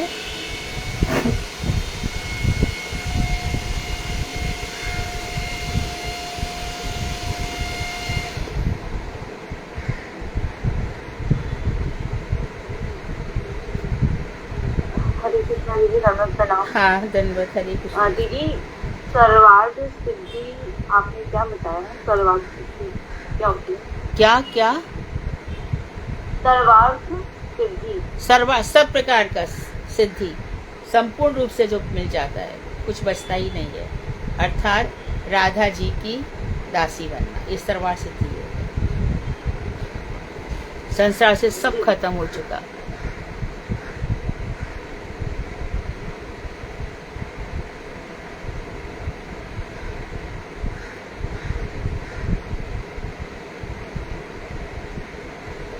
नाम का फल कहते हैं ना, आज तुम निकल जाओ, आज अच्छा मुहूर्त है, सर्वार्थ सिद्धि हो जाएगी। जिस लक्ष्य को लेकर के जा रहे हो वो लक्ष्य पूरा हो जाएगा। तो जिस लक्ष्य को लेकर के हम नाम भजन कर रहे हैं वो हमारी सिद्धि हो जाएगी। सिद्धि में पहले साधन भक्ति, उसके बाद भाव भक्ति, प्रेमा भक्ति, स्वरूप सिद्धि, वस्तु सिद्धि। तो भगवान श्री कृष्ण इस समय जिस अनंत ब्रह्मांड है ना, जिस ब्रह्मांड में लीला कर रहे हैं, वहां पर हमारा जन्म होगा।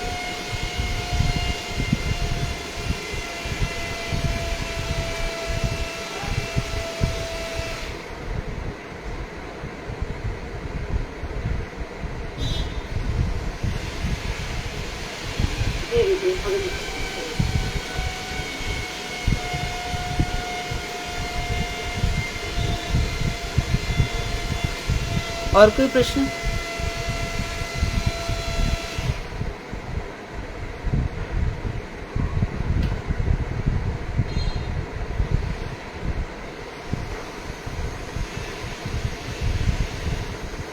कोई प्रश्न नहीं है ना? श्रीमद् भागवत सुधा कौन बोलने वाला है आज? दीदी, हाँ, प्रणाम दीदी। हाँ, आपने साधक सिद्धि बताया था, उसके बाद कौन सी सिद्धि बताई है? क्या पूछ रहे हो? साधक सिद्धि के बाद आपने कौन सी सिद्धि? साधन के बाद भाव, भाव के बाद प्रेम, भाव के बाद प्रेम, साधन के बाद भाव, भाव भक्ति, और उसके बाद साधन के बाद भाव भक्ति आती है, भाव भक्ति के बाद प्रेम भक्ति आती है। प्रेम भक्ति करते करते हमें अपना स्वरूप पता चलता है कि हम कौन सी मंजरी हैं और हमारी क्या सेवा है। उसके बाद फिर वस्तु सिद्ध हो जाती है।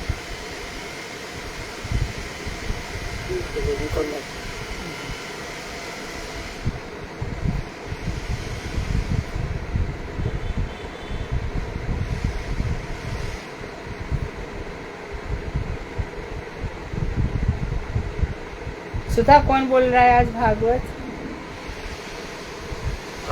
हरे कृष्णा दीदी, दंड प्रणाम। आज दीदी बिमला दीदी करेंगी, बिमला बेरीवाल दीदी, तृतीय स्कंद, छठा अध्याय। बोलिए बिमला दीदी। हरे कृष्णा दीदी, दंड प्रणाम। दीदी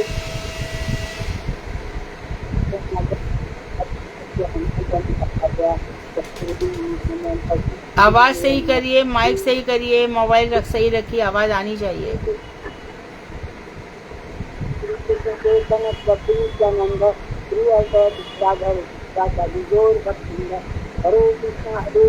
कृष्ण कृष्ण हरे हरे, हरे राम राम राम हरे हरे, न पसंद अपने गुरुदेव नित्य लीला ओम दूसरी बात ऐसे श्री भक्तिवेदांत नारायण गोस्वामी महाराज जी के चयन करने में प्रणाम करते हैं।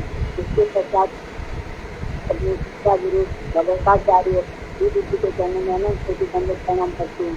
इसके बाद सभी वैष्णव भक्तगण उनके चरणों में यथायोग दंडवत।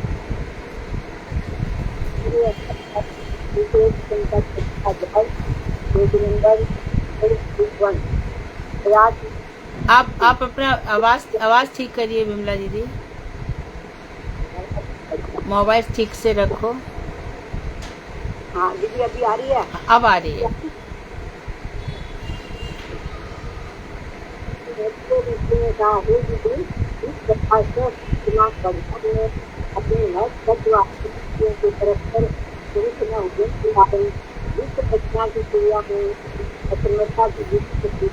आप सब सुन पा रहे हैं? नहीं दीदी, नहीं दीदी, दीदी बीच में ठीक हो गई थी दीदी।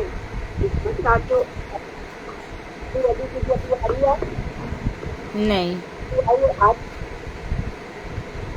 Alright, you've plugged into Nirvana.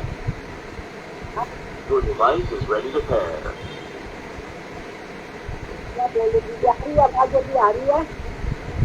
बताइए। आ रही है तो दीदी आवाज? हाँ अब अभी बोलिए आप। पर कम करी। परम भगवान ने निकाल नामक प्रगति को स्वीकार कर एक ही समय में सब तत्व अहंकार पंचभूत पंचतन मात्रा और मन सहित 11 इंद्रियां इन 23 तत्वों के समूह में प्रवेश किया। क्रिया संक्षिप्त तत्वों से क्रियाओं प्रभावित किया। उन्होंने इस सभी इन तत्वों को सहित कर दिया। अब आपकी आवाज नहीं आ रही है, बहुत धीमी आ रही है। नहीं आ रही है। जब इन 23 तत्वों की क्रिया शक्ति जागृत हो गई तब तत्वों ने भगवान की प्रेरणा से परिचालित होकर अपने अंशों के द्वारा आवाज आ रही है लेकिन बहुत जल्दी पढ़ रहे हो, धीरे पढ़ो। आवाज आ रही है अब लेकिन धीरे पढ़ो। अच्छा परमेश्वर अपने अंश में विश्व की रचना करने वाले तत्व में पवित्र हो गए तब उन शक्ति से संसद तत्व परस्पर निमित होकर विराट देव के रूप में परिणित हो गए। ये चराचर जगत इसी विराट देव में अवस्थित है। भगवान निरंजन में अपने तप करने वाले होकर ब्रह्मांड के अंतर्गत इस जल में 2000 वर्ष किया। इस विराट के ज्ञान शक्ति क्रिया शक्ति आत्म शक्ति के साथ संयुक्त होकर जीव शक्ति द्वारा ज्ञान शक्ति के द्वारा दस्त तथा आध्यात्मिक शक्ति के द्वारा इस प्रकार के विधों में को विभक्त कर दिया। विराट पुरुष उत्कृष्ट स्वरूप होने के कारण संतत प्राणियों की आत्मा है। होने के बाद परमात्मा के अंत परमात्मा के साथ एक भावना के कारण आदि अवतार स्वरूप है। संतत भूत में ही प्रकाशित होते हैं। ये विराट की शक्ति के द्वारा अध्यात्म संतत इंद्रियों के अधिभूत इंद्रियों के विषय इन तीनों के साथ मिलकर 3 प्रकार के प्राण आदि स्वरूप होकर 10 प्रकार के तथा के साथ मिलकर 1 प्रकार के है। कारण अवस्थायी पुरुष ने अपनी इस शक्ति के द्वारा विराट शरीर को प्रकाशित किया। 10 प्रकार परमेश्वर के द्वारा प्रकाशित विराट पुरुष में देवताओं के लिए इतने प्रकार के स्थान होंगे। इन सब स्थानों का मैं वर्णन कर रहा हूँ। विराट पुरुष का मुख्य रूप से प्रकाशित होने पर तो अपनी शक्ति 7 इंद्रियों के साथ अपनी मुख में प्रवेश हो गए। उस बात के द्वारा ही है कि विराट अपने को शक्ति के द्वारा अर्पित करता है। लोकपाल गरुड़ की रचना के साथ इस तालु में मूल में प्रवेश कर गए। इस रचना के द्वारा जीव विराट तत्वों को ग्रहण करता है।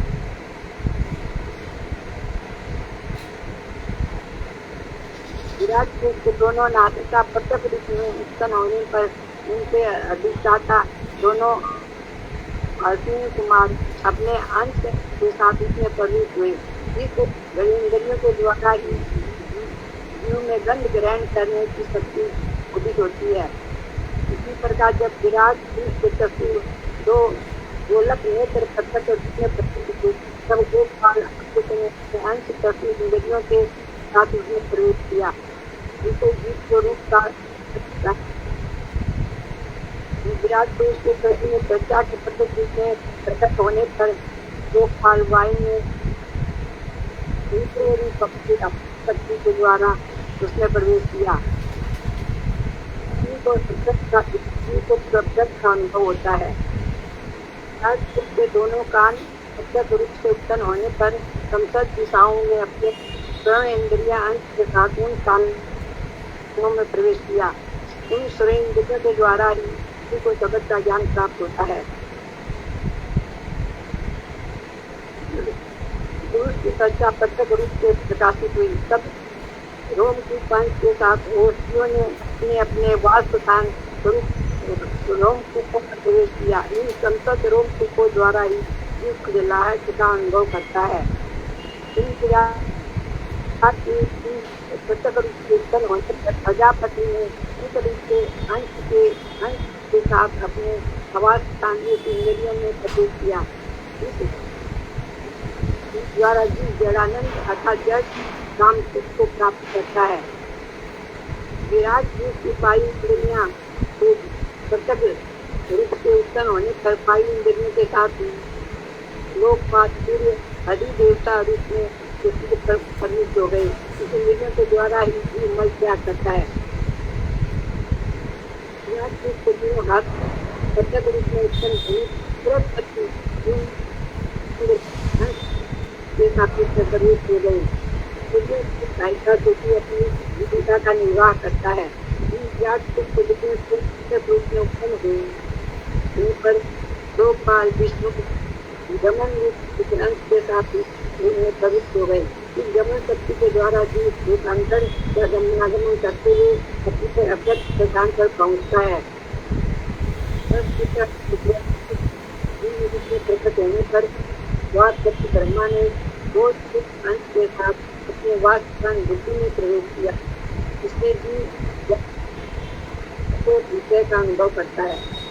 उस विराट का जब प्रत्येक शासित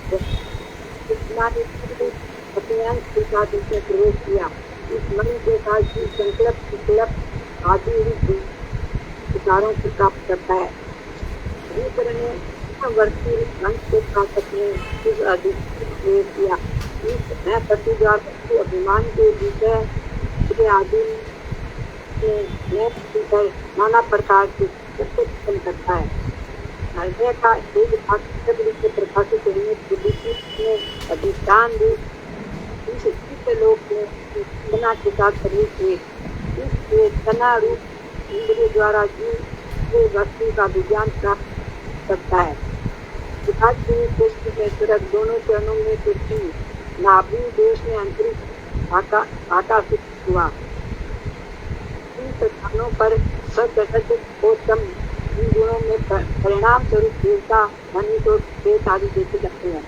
देवता लोग चतुर्गुण की अधिकांशता के कारण स्वर्ग लोक में रहते हैं। मानव और उनके यज्ञ के उपकरण स्वरूप गाय आदि रज प्रगति के कारण पृथ्वी में रहते हैं। प्रगति के द्वारा विपुल के फासक भूतगण स्वर्ग और पृथ्वी के बीच में शिष्ट विराट की नाभि का आश्रय करके रहते हैं। इसे अंतरिक्ष अर्थात बुरे लोग भी कहा जाता है। इस रूप से विराट पुरुष के रूप से देव और ब्राह्मण उत्पन्न हुए। भगवान और वेदों के उन्मुख होने के कारण ब्राह्मण सभी वर्णों में श्रेष्ठ सबसे गुरु हैं। विद्याओं में पालन रूप व्यक्ति और इस व्यक्ति का पोषण करने वाले विष्णु जो विष्णु का अंश वर्ण भी हुआ। तो रज वर्ण के त्याग के द्वारा सभी मनुष्यों की जीविका का निर्वाह करता है।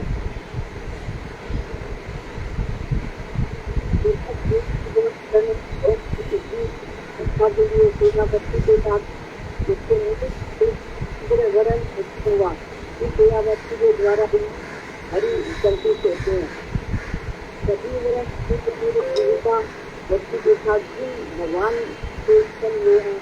अपने सेवन के लिए श्रद्धापूर्वक धर्म फल के द्वारा सभी धर्म अपने गुरु श्री हरि की पूजा करते हैं।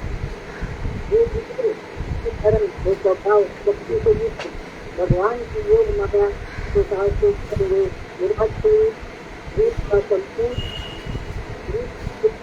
करने की पूर्ण व्यक्ति कर सकता है। तथापि श्री के स्वामी ने भी हरि की यश का स्मरण करके अपने देवतांकार जो कुछ धारण किया तुम्हारे समस्त विष्णु का आवरण कर रहा हूँ। भगवान के अद्भुत धर्म विषयों की चर्चा से हुई वाणी नलकुट गई। अब हरि के गुणों का वर्ण करने की वाणी को पवित्र करने के लिए जल विषय में खड़े हो रहा हूँ। तो लोग भगवान के गुणों का वर्ण करने में मनुष्यों की वाणी की साथ करता है तथा विद्वानों के द्वारा किसी भगवान तथा के प्रभाव के साथ में अपनी पुण्य के खत्म करने में अर्थात प्राप्त करने में काफी करता है। वही बतलाते हैं। बुद्धि हजारों बरस तक परमात्मा श्री हरि के अतीत दूसरे आदि चिंतन करते रहे तथापि इसका पाठ भी पा सके। भगवान की माया से बहुत करने वाली है और संसार में पतित करने वाली है। इसे परिचित से ही अपने स्वरूप ऐश्वर्य का निर्णय नहीं कर सकते क्योंकि दूसरे की तो बात ही क्या है। जहाँ न पहुँचकर मन के साथ ज्ञान की लोट आती है। संसार के अधिकता दरिद्र और अन्याय इंद्रियों के अधिकता देवता जिनके अतीत महिमा में प्रवेश करने में असमर्थ होकर निवृत्त हुए हैं उन भगवान को नमस्कार है। नाम भावे नमो वैद कदो नमो नमः। सुनाई दिया जो कुछ भी कथा कुछ समझ में नहीं आई। आप लोगों आई किसी को समझ में आई है? आई है ठीक है। चलो किसी को भी आई है तो अच्छी बात है, बहुत अच्छी बात है। दीदी वॉइस क्लियर नहीं है। जब ये फेसबुक पे हम सुनेंगे ना या हम यूट्यूब पे सुनेंगे फिर से तो ये कथा यहाँ पे ना बीच में वो आएगा डिस्टर्बेंस आएगा, वहाँ पे क्लियर नहीं होगी जब हम इसकी रिकॉर्डिंग सुनेंगे। इनका क्या है वो है मोबाइल में गड़बड़ है। हरे कृष्णा इनका मोबाइल में गड़बड़ है। हरे कृष्णा उसकी वजह से ब्रेक हो रही थी आवाज। शुरू में अच्छी थी लेकिन बाद में एकदम आवाज चली गई। वैसे मेरे उसमें कमी आती है पर यदि आप सबको समझ में आ गई तो फिर ठीक है। कीर्तन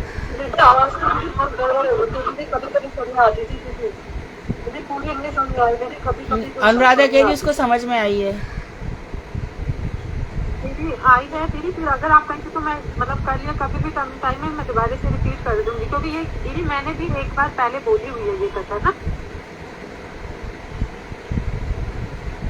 मैंने श्रीमद् भागवत 10 बार पढ़ी होगी, उसका अनुवाद भी किया होगा तो भी मुझे ऐसा नहीं आता है कि मैंने कथा करी है तो मैं इसको फिर से, मुझे बहुत पढ़ना पड़ता है, बहुत सुनना पड़ता है, मुझे इतनी जल्दी नहीं आता समझ में। हाँ जी दीदी इतने पढ़ी मतलब है कि मेरे को थोड़ा थोड़ा समझ आ रहा था। हाँ तो तुम सुनाओ।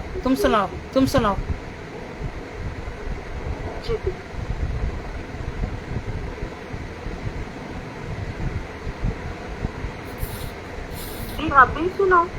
हाँ तब तो उसमें समझ में आया तो सुनाओ ना।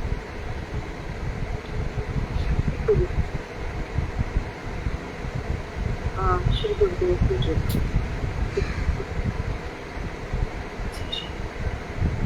तो इस सच्चाई में अभी दीदी ने बिमला बेरीवाल दीदी ने हमें विराट मूर्ति की सृष्टि के बारे में बताया है, जिसमें मैत्रेय ऋषि बिंदु जी से कह रहे हैं कि जो भगवान है, भगवान ने महत्व तत्व हमारे पास आ गया है, तो महत्व तत्व वाली जब शक्तियां हैं वो आपस में मिलने के नहीं करने के कारण, तो किस प्रकार से जो विश्व की रचना हुई है उसकी वो किस कारण नहीं हो रही, उसमें क्या असमर्थता है उसके बारे में बताओ। तो उसके बारे में जब वो बताने लगते हैं तो वो कह रहे हैं कि भगवान ने अपने जो काल नामक जो प्रकृति है उसके साथ एक ही बारी में जो जितने जो महत्तत्व थे, जो अभी हम पिछले कल के चैप्टर में पढ़े हैं, महत्तत्व, अहंकार, पंचभूत और पंच तन्मात्रा और हमारी जितनी भी 11 इंद्रियां, तो इन 23 को इन सब को इकट्ठा करके वो समा करे। और फिर उन्होंने अंतर्यामी जो पुरुष थे उन्होंने फिर किसकी सहायता की, क्रिया शक्ति की सहायता से वो इन्हीं सभी तत्वों के अंदर प्रवेश किया। और फिर उसके बाद जब इन 23 तत्वों की क्रिया शक्ति जब जागृत हो गई, फिर उसके बाद उन्होंने इसके साथ एक बहुत बड़े विराट देह की रचना की। और फिर इस विराट देह की रचना के करने के बाद उनकी शक्तियों से फिर वो तो जितने भी थे वो इकट्ठे होकर एक बहुत बड़ी विराट देह के रूप में परिणित हो गए। और फिर क्या हुआ, जो ये जो ब्रह्मांड में स्थित ये जो हिरण्य गर्भ पुरुष थे, जो अभी सोए हुए थे, शयन करने वाले जितने समस्त जीव थे, जैसे हम कथा में भी सुनते हैं, तो फिर क्या हुआ, ब्रह्मांड के अंतर्गत स्थित जल में उन्होंने कम से कम 1000 तक तो पहले वास किया। और उसके बाद फिर उन्होंने अपनी तीनों शक्ति, ज्ञान शक्ति, क्रिया शक्ति, आत्म शक्ति, उन सब के साथ मिलकर कि जो हमारी जो जीव शक्ति है उसके साथ एक, और पहले तो ये निश्चित करो कि हमारी शक्ति है ये या फिर ये भगवान की शक्तियां हैं। ये तुमने बताया कि हमारा ये सब कुछ है, इसको लेकर के फिर जो ब्रह्मांड में ये सब प्रकट हो रहे हैं, नेत्र, गोलक, सुनने की इच्छा, इन सब का क्या हो गया?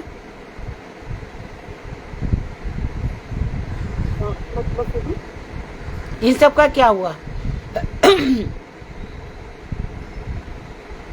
ये अब विराट देह में जैसे ये जो सारा चराचर जगत था ये विराट देह में, इसी विराट देह में अवस्थित है। यहाँ तक क्लियर हुआ।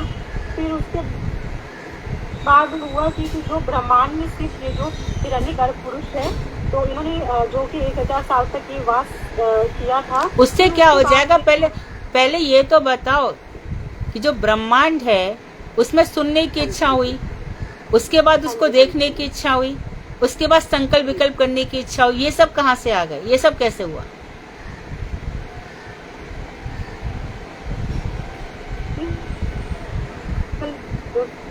मतलब इसे ही बताया है ना कि जो भगवान है, भगवान ने अपनी भगवान तो खुद करते ही नहीं, उसको तो छोड़ दो, भगवान का इसमें कुछ काम ही नहीं है।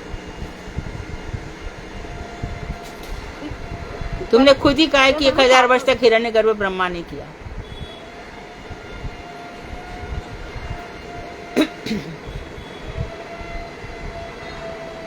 एक बार आप थोड़ा सा प्लीज गाइड कर दीजिए मुझे, मतलब थोड़ा सा तुम्हें प्रयास करती हूँ। ऐसे नहीं होता अनुराधा, जिस तरह से तुम कहती हो वैसे नहीं होता है।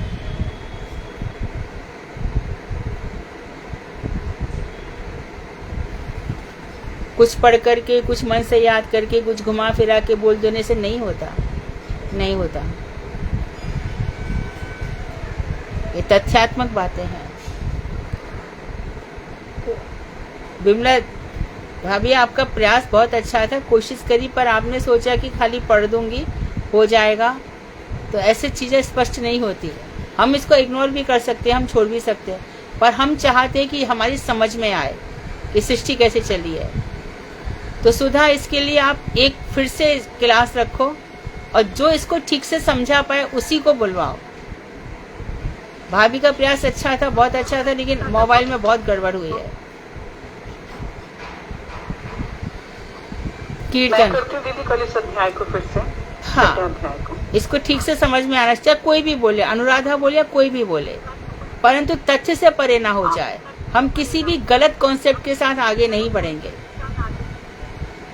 जी, हम यहाँ बोलना चाहता है कोई चैप्टर तो आप में से बोल सकता है, कोई बोलेगा? अगर कोई नहीं बोले तो फिर मैं बोल दूंगी। कल आप में से कोई तैयार करेगा? अपना जो भी बोले प्लीज ध्यान रखें कि उसका मोबाइल ठीक होना चाहिए, आवाज सही होनी चाहिए। आप लोग इस समय सुनते हो, उसके बाद भी बहुत लोग कथाएं सुनते हैं।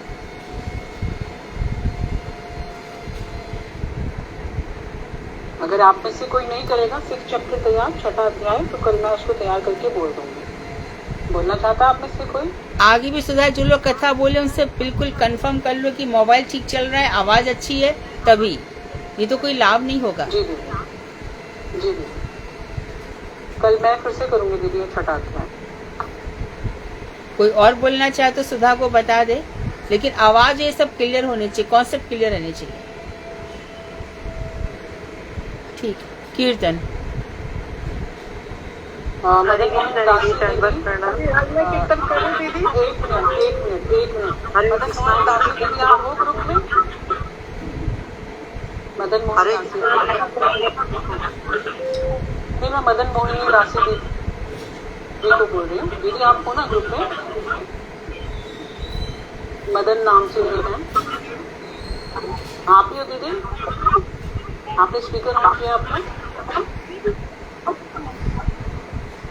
आप नाम तो बोलिए अपना, अपने स्पीकर ऑन किया है। मदन,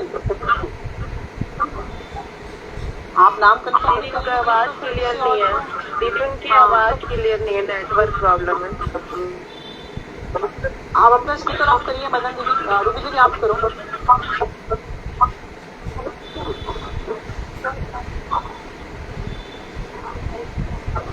वो कुछ बोल रही है दीदी,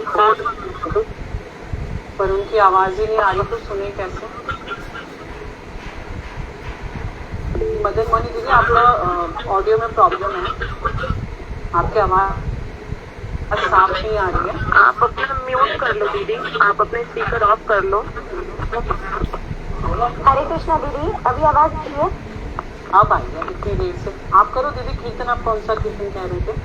जी दीदी, आवाज आ रही है दीदी मेरी? हाँ, ये फर्स्ट टाइम कर रही है दीदी, इसलिए प्लीज इनको करने दीजिए। फिर कल रूबी दीदी आप कर लेना प्लीज ना। जी दीदी, मैं कीर्तन करूं दीदी? जी करिए। जी ओके दीदी।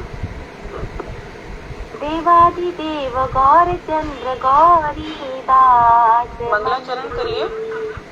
जी दीदी। पहले मंगलाचरण करिए, अपने गुरुदेव को प्रणाम करिए, जी गुरुदेव को प्रणाम करिए, उसके बाद।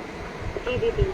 वंदे हम श्री गुरु श्री युतापद कमलम श्री गुरु वैष्णवांश्च श्री रूपम सागर जातम सहगण रघुनाथान्वितम तम सजीवम साद्वैतम साधुतम परिजन सहितम श्री कृष्ण चैतन्य देवम श्री राधा कृष्ण पादान सहगण ललिता श्री विशाखावितांश्च। ओम वंदे हम श्री गुरु बोलो, श्री गुरु नहीं, वंदे हम श्री गुरु श्री युतपद कमलम। ठीक है, हाँ। ओम अज्ञानतिमिरान्धस्य ज्ञानाञ्जनशलाकया चक्षुरुन्मीलितं येन तस्मै श्रीगुरवे नमः। नमो महावदन्याय कृष्ण प्रेम प्रदायते कृष्णाय कृष्ण चैतन्य नाम्ने गौरत्विषे नमः। नित्यानंद नमस्तुभ्यं प्रेमानंद प्रदायिने कलौ कलुषानाशाय जानभापते नमः। मैं अपने गुरु श्री गुरु परम आराध्यतम ओम प्रविष्ट ओम विष्णुपाद अष्टोत्तर तक श्री श्रीमद भक्ति वेदांत श्रीधर गोस्वामी जी महाराज जी के चरणों में अनंत कोटि प्रविष्टि क्यों बोला इन्होंने, क्या बोला? मैं उनकी कृपा की हेतु की वांछा करती हूँ। यहाँ उपस्थित सभी वैष्णवीगण मेरा दंडवत प्रणाम स्वीकार हो। आज का हमारा कीर्तन है देवादिदेव गौरचंद्र। देवादिदेव गौरचंद्र गौरी दास मंदिरे। देवादिदेव गौरचंद्र गौरी दास मंदिरे। नित्यानंद संगे गौर अंबिकाते हरे। नित्यानंद संगे गौर अंबिकाते हरे। चारु अरुण गुंजहार ऋत कमले ये धरे। चारु अरुण गुंजहार ऋत कमले ये धरे। वीरिंच से पाद पत्य लक्ष्मी से सादरे। वीरिंच से पाद पत्य लक्ष्मी से सादरे। तप्त हिम अंग कांति प्रातः अरुण अंबरे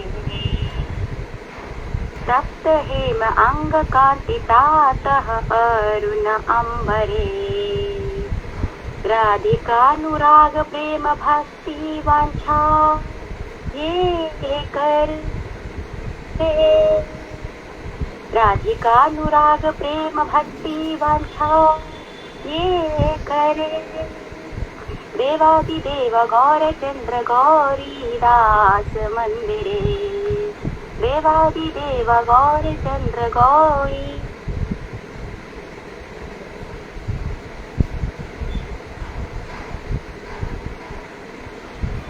आपका साउंड नहीं आ रहा दीदी, आवाज नहीं आ रही है।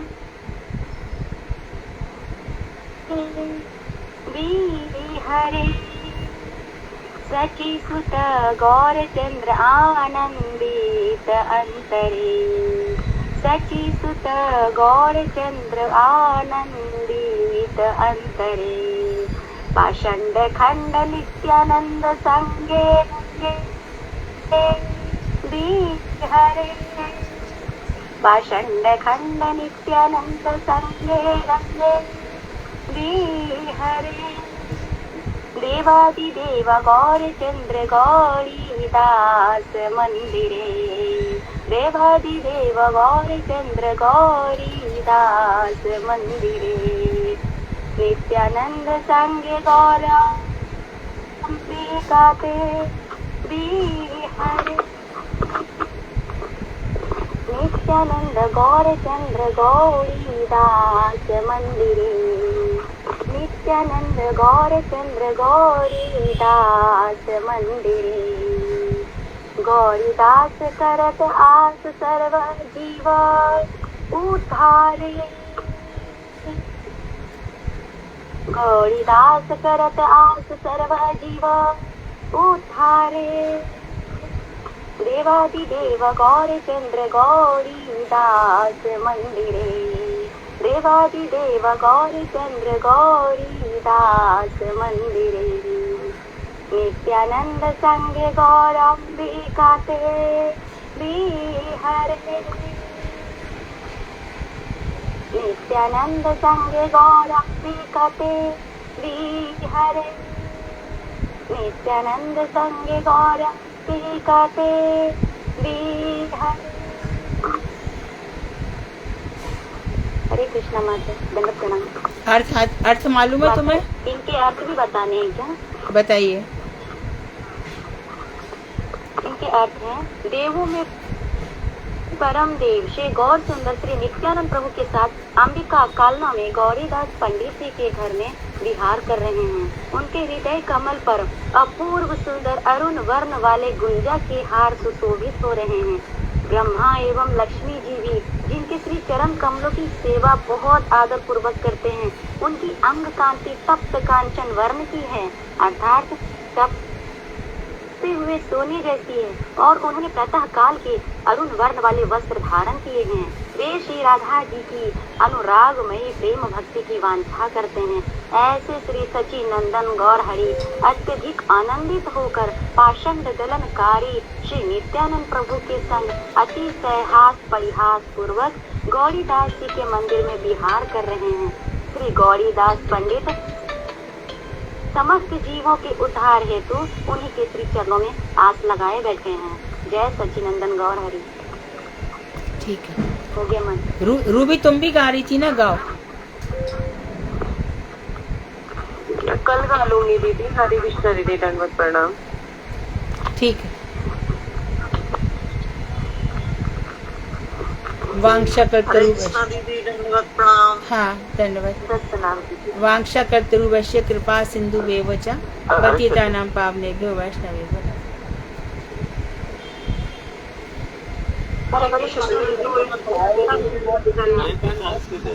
धन्यवाद। हरे कृष्णा।